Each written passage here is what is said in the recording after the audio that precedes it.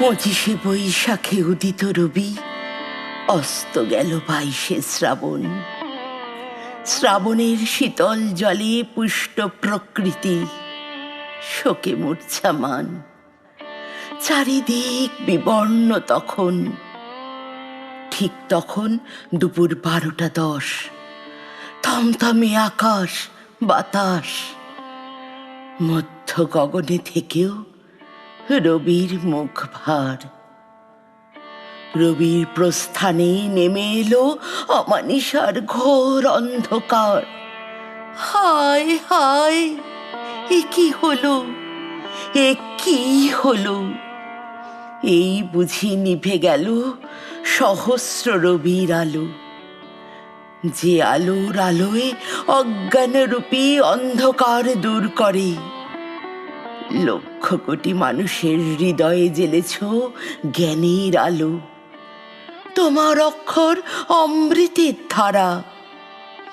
সমগ্র ভূভাগে 7 সমুদ্রে সেকাল একাল সাহিত্য জগতে রাজাধিরাজ, মহা হিমালয়ে তুমি। শোকের পরে শোক, জীবনের সবই মিথ্যা আফসোস। তুমি বুঝেছিলে মৃত্যু তো মৃত্যু নয়, এ তো আসা যাওয়ার খেলা। পৃথিবীতে সীমিত সময়, কত কিছু দিতে হবে। তাই তো শোক ভুলে কলমে কাটত তোমার বেলা।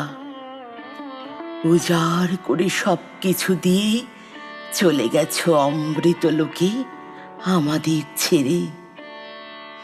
নয়নে তোমায় দেখার সৌভাগ্য হয়নি। তোমার সাজানো সমুদ্রে ডুব দিয়ে দেখি তোমায় প্রাণ ভরে। মাঝে মাঝে প্রশ্ন জাগে নিজের কাছে, রবীন্দ্র সমুদ্র অতল, কুল কিনারা নাই। তাই তো বলি প্রাণের ঠাকুর, তোমায় বোঝা এক জন্মে আমার সাধ্য নাই। বিশ্ববোধে জাগ্রত মহাপ্রাণ বিস্ময়কর প্রজ্ঞা, জ্ঞান গঙ্গার প্রবাহ থেমে গেল চিরতরে। চলে গিয়েও তোমার হলো না যাওয়া। হে কবিগুরু, জাগ্রত তুমি জগৎ জুড়ে। দুঃখের দিনে কিংবা বিচলিত ক্ষণে গীতাঞ্জলি গীতবিতানের পাতা ছুঁয়ে জুড়ায় মন প্রাণ। তোমায় পুজিতে ঠাকুর, তোমার কবিতা গাই তোমারই গান। 22শে শ্রাবণের পুণ্য লগ্নে তোমার পুষ্পরথ পৌঁছায় অমৃতধাম।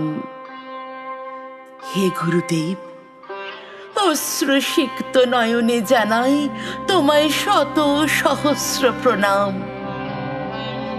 অশ্রুসিক্ত নয়নে জানাই তোমায় শত সহস্র প্রণাম।